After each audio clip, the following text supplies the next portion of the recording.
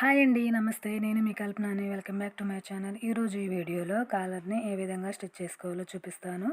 వీడియోని స్కిప్ చేయకుండా లాస్ట్ వరకు చూడండి. కాలర్‌ని కట్ చేసుకోవడం కోసం టేప్‌తో నెక్‌ని ఈ విధంగా కొలుచుకోవాలి. నెక్ రౌండ్ మొత్తం 9 ఇంచులు వచ్చింది. ఇప్పుడు బక్రం పీస్ తీసుకోవాలి. బక్రం పీస్ యొక్క పొడవు 9 ఇంచులు ఉండేలా కట్ చేసుకోవాలి. వెడల్పు వచ్చేసి 4 ఇంచుల వెడల్పుతో కట్ చేసుకోవాలి. స్కేల్తో ఒక లైన్ డ్రా చేసుకోవాలి. 1 ఇంచ్ పైకి మార్క్ చేసుకోవాలి వీడియోలో చూపిస్తున్న విధంగా. ఇటు సైడ్ కూడా అలానే 1 ఇంచ్కి మార్క్ చేసుకోవాలి. ఈ మార్కింగ్లను కలుపుకుంటూ ఒక లైన్ డ్రా చేసుకోవాలి. 8 ఇంచుల పొడవు వచ్చింది కదా, ఇప్పుడు 8 ఇంచుల పొడవు దగ్గర టేప్ని ఈ విధంగా ఫోల్డ్ చేసుకోవాలి. ఇలా సగానికి ఫోల్డ్ చేసుకొని మార్క్ చేసుకోవాలి. ఇక్కడ 1.5 ఇంచ్కి మార్క్ చేసుకోవాలి. ఇప్పుడు మనం మార్క్ చేసుకున్నాం కదా, ఈ 3 డాట్స్ని కలుపుతూ కర్వ్ స్కేల్తో ఇలా డ్రా చేసుకోవాలి. టేప్తో ఒకసారి ఇలా కొలుచుకోవాలి. కాలర్ మొత్తం పొడవు వచ్చేసి 9 ఇంచులు వచ్చింది కదా, ఈ విధంగా కొలుచుకొని 9 ఇంచుల దగ్గర మార్క్ చేసుకోవాలి.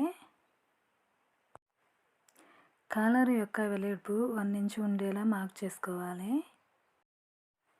ఈ వీడియో కనుక మీకు నచ్చినట్లయితే తప్పకుండా లైక్ చేయండి. అలానే మన ఛానల్ని సబ్స్క్రైబ్ చేయండి. మీరు లైక్ చేయడం వల్ల ఈ వీడియో మరికొంతమందికి రీచ్ అవుతుంది. స్కేల్ తోటి ఈ విధంగా డ్రా చేసుకోవాలి.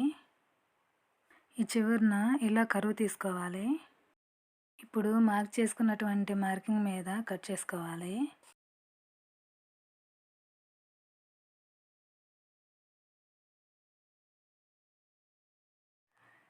కాలర్‌ని స్టిచ్ చేసుకోవడం కోసం ఉన్నటువంటి క్లాత్ మీద మనం కట్ చేసుకున్నటువంటి ఈ బక్రం పీస్‌ని ఈ విధంగా పెట్టుకొని చివరన ఇలా స్టిచ్ చేసుకోవాలి.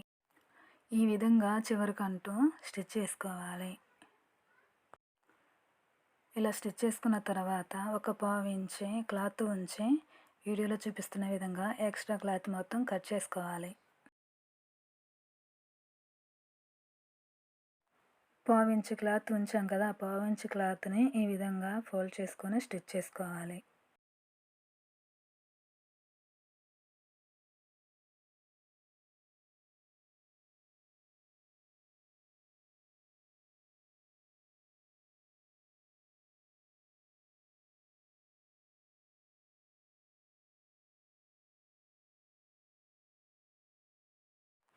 ఇలా స్టిచ్ చేసుకున్న తర్వాత ఇప్పుడు ఇంకొక పీస్ మీద మనం స్టిచ్ చేసుకున్నటువంటి బక్రం పీస్ని ఈ విధంగా పెట్టి స్టిచ్ చేసుకోవాలి. ఈ బక్రం పీస్ మీద కుట్టు అనేది పడకుండా చివరన ఇలా స్టిచ్ చేసుకోవాలి.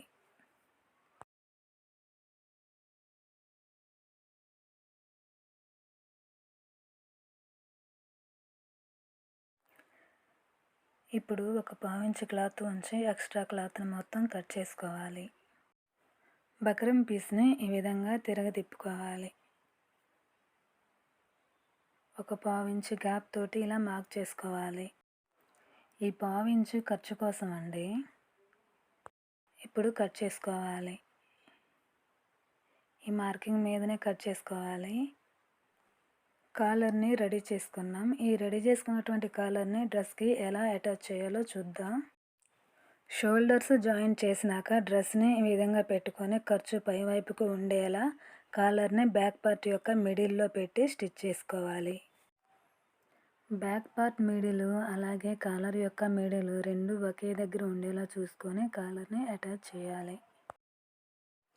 క్లాత్ని సరి చేసుకుంటూ ఈ విధంగా కాలర్ని అటాచ్ చేసుకోవాలి.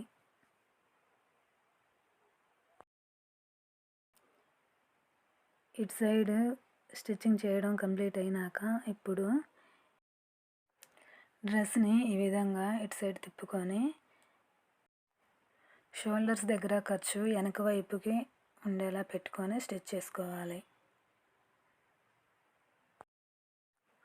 ఈ విధంగా స్టిచ్ చేసుకున్న తర్వాత ఇప్పుడు కాలర్ని లోపల సైడ్ జాయిన్ చేసాం కదా, ఇప్పుడు డ్రెస్ని ఒరిజినల్ సైడ్కి తిప్పుకోవాలి. ఈ విధంగా కాలర్ని పెట్టి స్టిచ్ చేసుకోవాలి.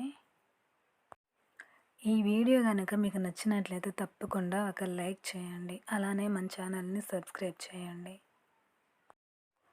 వీడియోలో చూపిస్తున్న విధంగా కాలర్ని ఖర్చు కనిపించకుండా ఈ విధంగా పెట్టి స్టిచ్ చేసుకోవాలి.